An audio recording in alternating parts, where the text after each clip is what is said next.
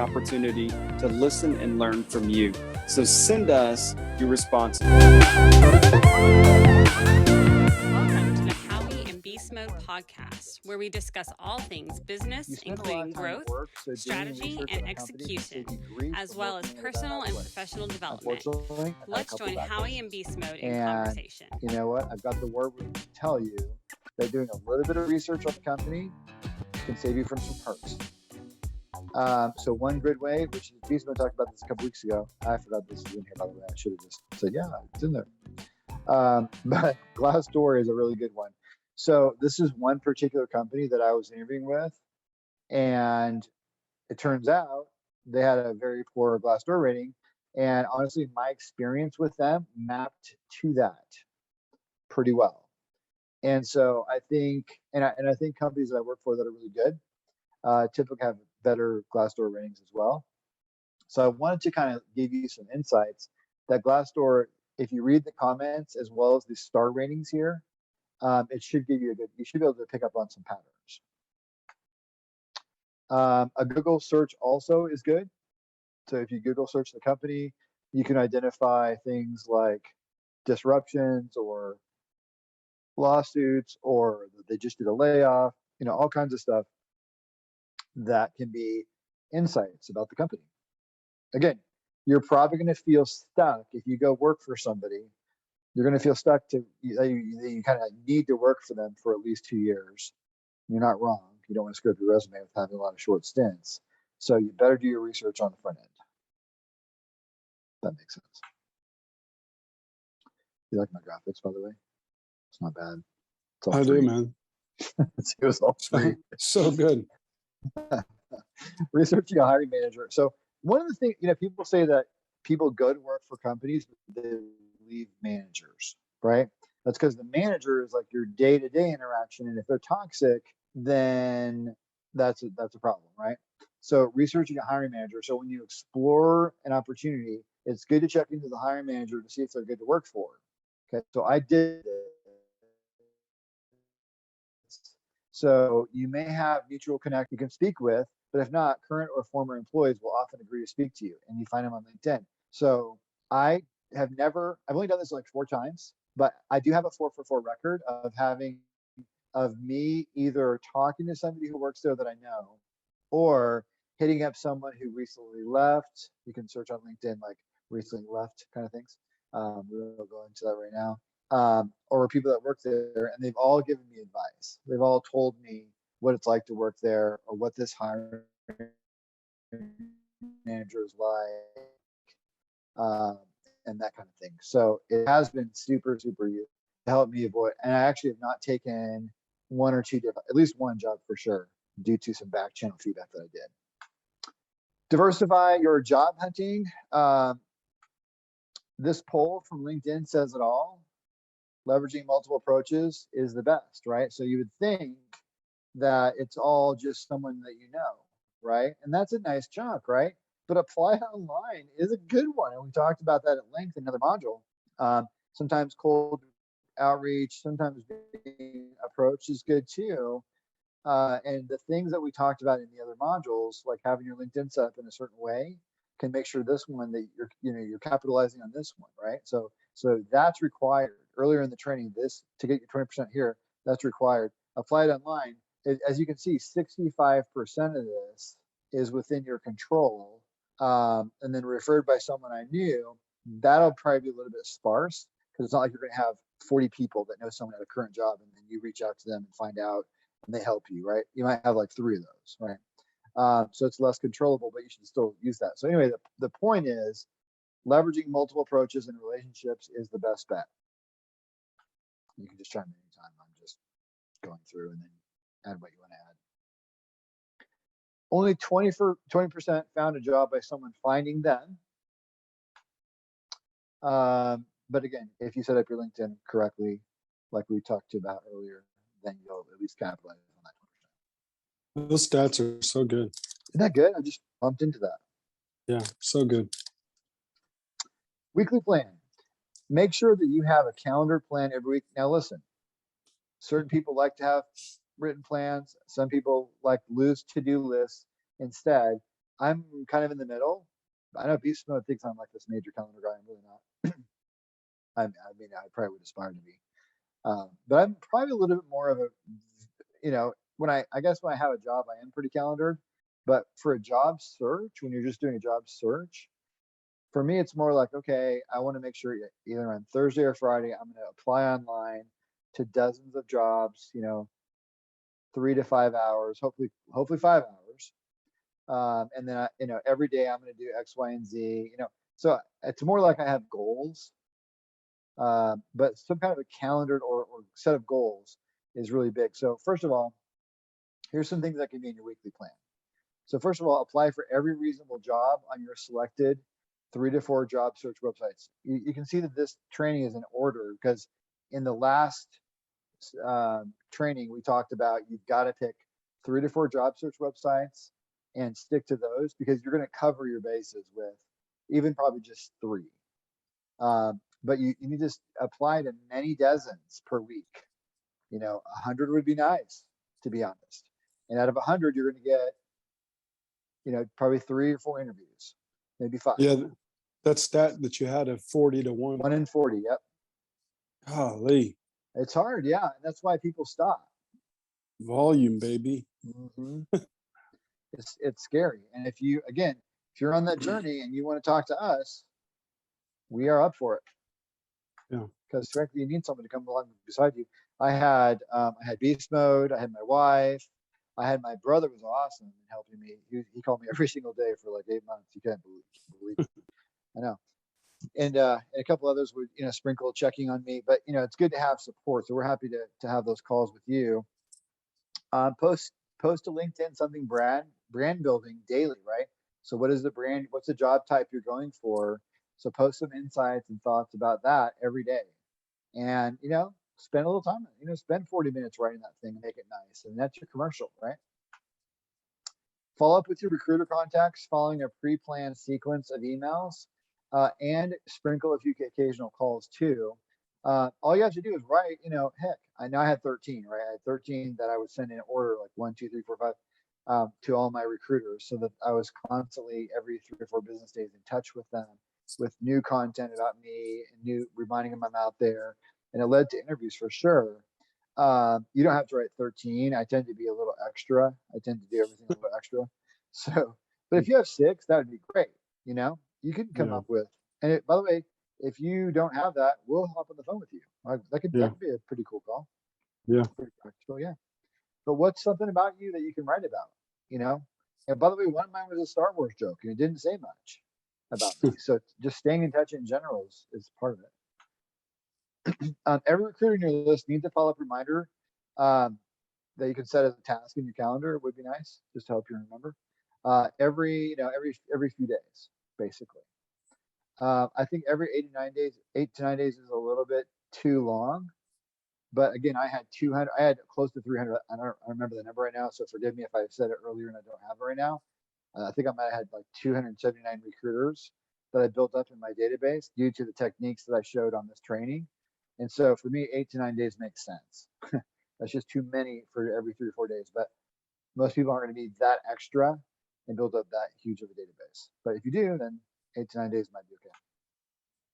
But your goal is to build familiarity with them, grow a relationship, highlight different skills and stories about you in those follow-up emails, and remind them about the jobs you're suitable for. And all you need is to pre-write these emails and have them in Word on your desktop. You just number them like 1, 2, 3, 4, 5, right? Or if you do what we said and use HubSpot, then you could have those as templates. And I hope you do. It is better. It is easier. Then it's one click. You have them in your database already. You pull their contact up. You click send email, attach template, and send. Right? It's very, very quick to do that. Weekly, take time to develop existing job opportunities, follow up, pursue your next steps, send interesting work examples. We talked extensively about this. Gotta have work samples and work to creatively get their attention. Schedule your interview prep time as well. Okay, listen to me. The gold time is your first interview, right? Kind of your first and second interview are really critical. So I would spend, and people said I was the most prepared contact that they had. that they interviewed, right? Because I was spending usually 2 hours and I was writing questions down based on researching from their website, based on researching from their LinkedIn, based on researching from the hiring manager that was hiring for the job, if I knew them at that point for the first interview. Sometimes I didn't, but I would have insightful questions, and then I'd even have ways to, we'll talk about it later. But bottom line is schedule yourself interview prep time before your interviews, and make sure that you stick to that. This is the time. Listen. One of the principles of job searching is no one's going to come get you. Right? You're on the island. You have to get off, or you're dead. You have to have that mentality. Doesn't mean you got to be negative, but you have to have that level of responsibility on it. So interview prep time. I can't read this because the little Zoom bars in the way. Let me hide the thing here. Hide video panel. Now it won't go. Oh, here we go. Okay. Thanks, guys. Reach out to a few friends, coworkers, former bosses, professors, LinkedIn connections, asking for advice and referrals each week as well. I probably didn't do that as well as I should, but I did some. But also, I had the feeling that I didn't want to wear friends out, so I was a little careful about that, friends and family. So that's your weekly plan. Now listen, take a screenshot of this from your YouTube. It's easy to do. Just take a screenshot. This doesn't have to be your plan. It's not the point. None of this is the point. The point is take 2 things out of this, right? And build your version of it. No one's going to do. Listen, the stuff that I'm doing, I had 25 years of sales experience to prepare for and 8.5 months to learn how to do it. Right? I don't even want anyone to do it as much as I did. But you'll have a few ideas out of this that you can take into your own plan. And that's the point. Continuously build a jobs pipeline. Oh my gosh. I have a friend of mine right now who is between jobs because of a layoff thing. And he's betting on one job. And I love this guy. And if he listens to this, I love you. But he's kind of counting on one job. And I did that too. And we all do it. We have this sure bet, right? But they fall through. Those sure bets do fall through. You can't believe it. And you're shocked and you're shattered. I'm sorry. It's just circumstances, right? So your goal should be to build a weekly new job opportunity pipeline. That's your goal. You will start to build a pipeline and be very tempted to only focus on one opportunity. And then when that falls through, you will regret you stopped building your pipeline. So be inspired by this massive pipeline that these people put in the ocean, and make sure you build your massive pipeline. I'll always be thinking, what can I do to get their attention and show them what I can do? Because it's all about attention, right? Gary Vee talks about this a lot. Beastmode talks about this a lot, but it is really all about attention in the job search. It's just, it's a little bit different from you selling something or being in marketing and marketing something, but yet it's kind of a cousin of that. You are sort of marketing.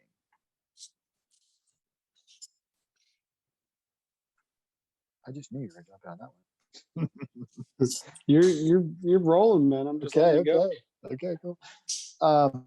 Build awareness and relationships with recruiters. So the job search really is a sales activity. You really are selling yourself. You're marketing yourself.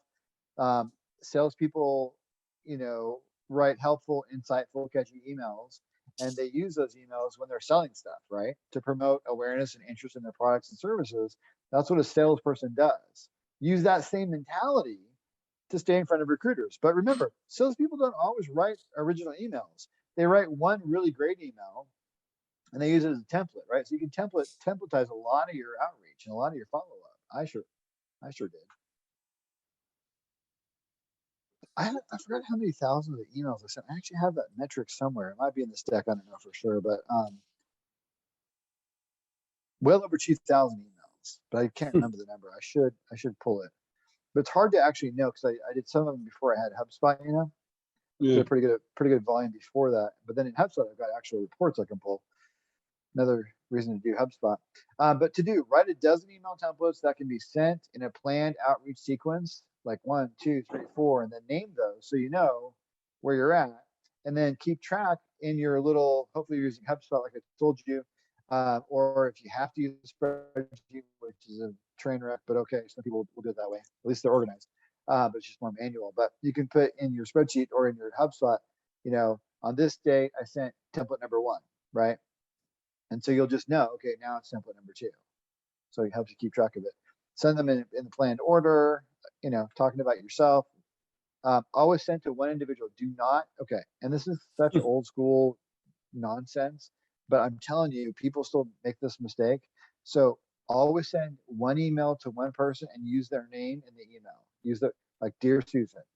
Don't like BCC a bunch of people, right? Yeah. Because that's just a spammy, crappy thing to do. Yeah. If you have dozens or more recruiters you're keeping in touch with, the easiest way to manage a mass personalized way of keeping in touch with them is using pre-written email templates, using a, we're going to hammer this one, using a contact management system like HubSpot. If you go back to an earlier module, we did say that if you're using HubSpot free, which doesn't have the automation, you can use it with Clinty for about 20, maybe it's $25 a month, and it works with HubSpot, and it actually does email automation. So that's another Yeah. Klenty. I think it'd be worth it. Yeah. Use a task reminder in HubSpot so that once so this is if you're doing it manually, but use a task reminder in HubSpot so that once you sent, for example, email number one, you can immediately set a task for yourself for a few days later to send number 2 out, right? So just kind of keep track. It's good to call recruiters as well. And if you only have 10 recruiters you're working with, then yeah, you should probably call them every 2 weeks, to be honest. With the volume of people that I built up, I did not do that, but I did calls. I made some calls for sure. And by the way, one trick I did do, I always offered a phone chat in my emails.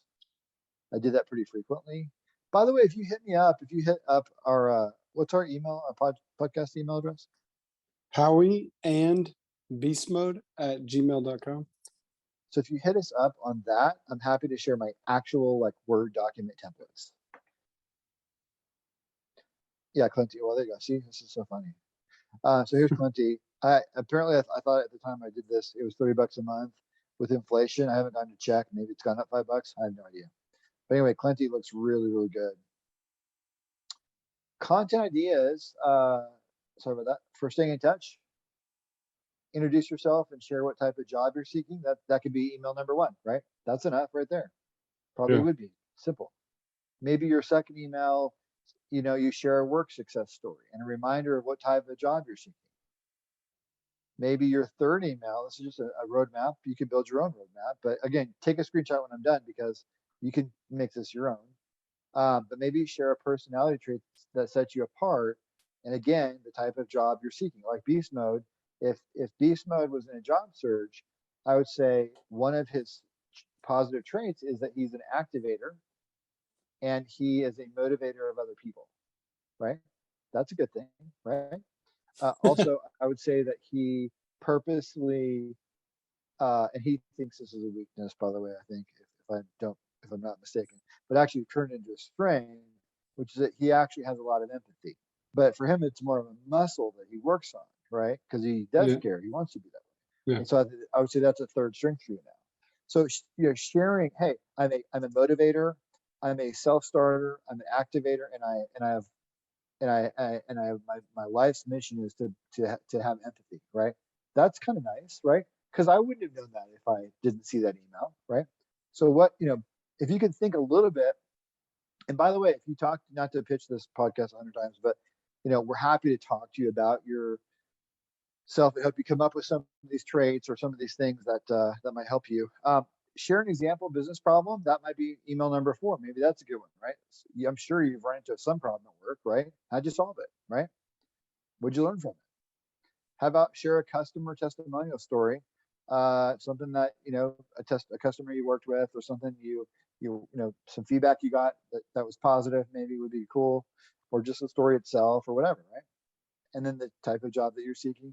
You notice that I keep saying on every email what type of job you're seeking, because they don't remember. Because they're talking, especially as the economy looks like it's going to be layoff mode again, they're going to deal with a lot of people. They're not going to know what kind of job you're seeking, right? Share a work-related passion would be cool. Share where you helped another team member or department.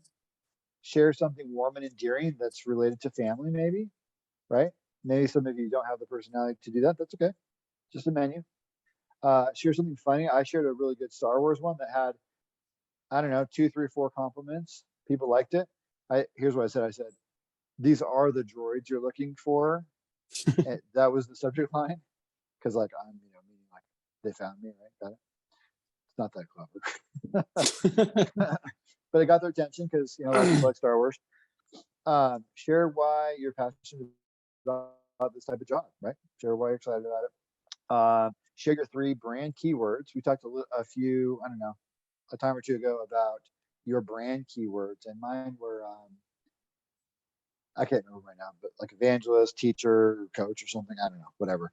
I just kind of thought about what, your brand keywords were basically mapping what type of behavior do you tend to find yourself, what do you like?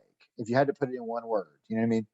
What's your behavior look like? Share a relevant LinkedIn post you did. So this helped me a lot.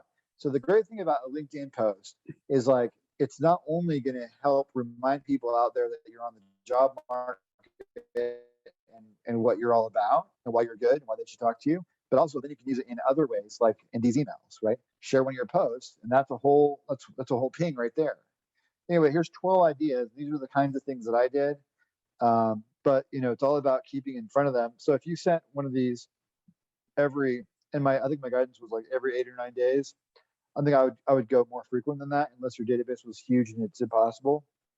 So maybe like every 4 or 5 business days max. But think about that. If it was 5 business days, this would last you 60 days, right? So that's pretty good. Anyway, so that's some ways of keeping in touch. Every email that goes out, guys, you got to attach your resume. Assume they don't have it, right? Always attach your cover letter again and a work sample of some kind. I know we're close to time. I think I'm wrapping it up. No, you got like 12 slides though. I do? You're joking, right? No. I actually do? Yeah. Okay, well, then that's why I'm being quiet. I'm letting you roll. Okay. Well, don't we have another thing going on? He's not here yet. Okay. All right, we'll keep going. You just tell me then, yeah. Can you guys tell we're recording 2 broadcasts? All right. So every email that goes out should get your resume, your cover letter, and a work example of some kind. We talked a little bit about having a 1-page work example summary, and then occasionally sprinkling in a new work sample would be good, right? And so, every email should have certain things on it because you have to assume they forgot your stuff. Everything you do has to make it easy for them to hire you. Keep your emails short. And guys, I would spend an hour writing 40 words to make sure they had punch and spice and good word order and logic and grammar, and that they're interesting. And it's worth it because I'm going to send that out 500 times, or however, hopefully not, but I'm going to send it out 100 times for sure, right? Over a period, if you're on a 2-month job search, you're going to send those emails out quite a bit. Make sure you do turn email tracking on in HubSpot or whatever you choose to use. If you really, really don't want to use HubSpot, there are, you can at least use the free HubSpot email tracker or other email trackers that are out there, because you want to be able to see if your email is being opened, and even also how much it's being opened, right? Like I showed you an example much earlier in a different module, like I think somebody opened up, one of my emails 13 times or something crazy, right? So that's nice. That shows them I'm getting engagement. They're passing me around, right? That's how you should interpret that. And a tip, because I used HubSpot free CRM, I could tell how long my documents were read. So that was interesting. I got metrics because I uploaded my documents to HubSpot, and it tracks, it shows you how long they're reading that, right? And typically, guess what? In spite of all my work, the maximum that they would read was like 20 seconds. So think about it. If you've only got 20 seconds, you've got to make sure your emails can fit under that, as well as, at least something of your documents. The work samples that you send along, you might only have 20 seconds. So you might include more on there than that, but just know that you better be hitting pretty hard in 20 seconds. So those cool metrics. HubSpot's awesome. So some examples of staying in touch with recruiter emails. Here's one. I said, Megan, And then of course that comes out automatically with her name. But pandemic, am I right? And then I start talking about my daughter's side hustle, good stuff, right out of HubSpot. And the subject line is COVID Warrior Ready. This one is Catherine's name and then Brian Howard follow-up. Howdy again, blah, blah. And so each one I provided some, some different things that were, the last one was actually funny.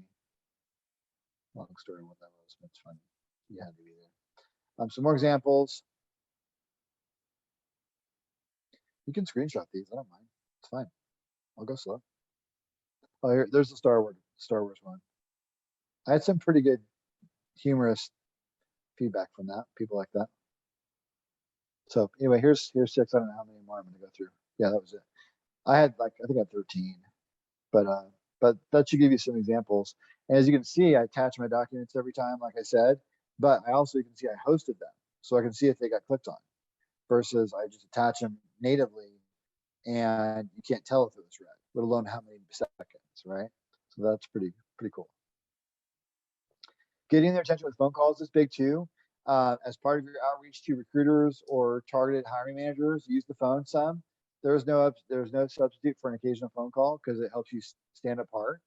I'm in a channel role right now, in a channel sales role, and I have noticed as well, even in this role, not shocking, but most people just email everybody, right? So I will call and I will text, and people appreciate that. I texted all day with this one person about an issue and knocked the issue out for them. Letting them hear your voice and making a deeper connection with you is a big deal.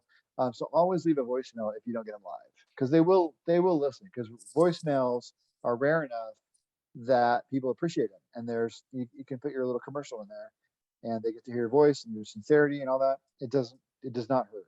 It's not much longer. You've already wasted time calling them, so you might as well get your commercial in, right? Email will be probably 90% of your outreach, but if every few emails you can call them, then that's a really good idea. And this is recruiters, hiring managers, whatever it may be, both. Just in general, using the phone some is a good idea. Texting is good as well, and breaking through the noise. Be careful. Never let a text be your very first point of outreach, because that is too abrupt and too rude, because you don't have permission. You don't have. Because I feel like we have this cultural norm that once we've spoken, or once I've emailed you and we have back and forth dialogue on email, then we have a little bit of a rapport, right? Then a text is okay, sparingly, but it's okay. Versus the very first time you've never talked to them and you're going to text them, that's a little bit of, that's kind of not great, right? Use text after there's been some type of initial back and forth communication, or after a handful of emails, or calls back and forth. Have a clear purpose, be brief, be friendly, and use sparingly, but do use it. And I'm telling you that in my career, I don't feel like I'm that naturally extroverted. I don't feel like I'm necessarily naturally bold, but I've kind of developed a little bit of that because of responsibility. And I make myself do some of these uncomfortable things because I know it's important. And so you need to make yourself do some of these uncomfortable things, right? Write it and send it, and don't worry about it. Also, I always offered a 10-minute phone call with recruiters, and they took, whenever they would take me up on it, generally I would have some success from that. But, only about 1 in 5 will actually take you up on that. But you have to offer it every time, and then a certain number of times people will take you up on it. And guys, listen, I know this is a lot, but this is 8.5 months that it took to develop all this stuff. So again, do not have any pressure that you got to put all this into place. But these are principles and ideas, and you'll, take your screenshots, and by the way, there's going to be an online course you can eventually have, which is going to be pretty affordable, but this is the same exact course. So if you take screenshots, I'm totally okay with that. But this will help you be top of mind if you offer the 10-minute call, right? So again, offering that little phone chat with them.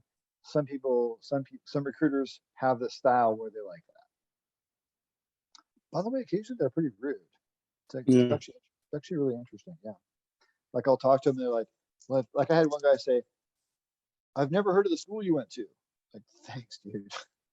So my school sucks. I had 2 recruiters say they've been in this market for 20 years and they never heard of me. And how could that be? So basically, like, I'm not a good candidate because you haven't heard of me. Like, that's kind of arrogant on your part, but it's also Yeah. discouraging to a guy who was laid off during COVID. Like, I'm already having a hard time. I don't really need that. So, you're going to have to, smile and take those lumps. You're going to have some negative comments and some people who say awkward things.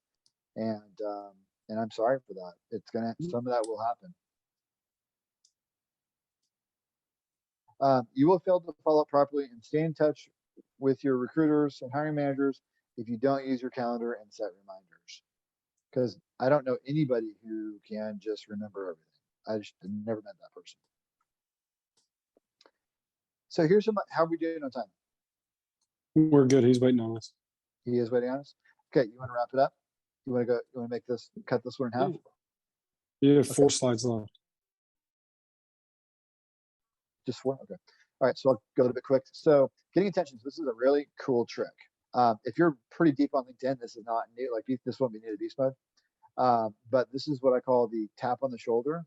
So recruiters and hiring managers are really busy, but if you go view their LinkedIn profile, it actually is a great way to break through their business and get attention, because most people get an alert when their profile is viewed, and others frequently check their who viewed your profile page, right?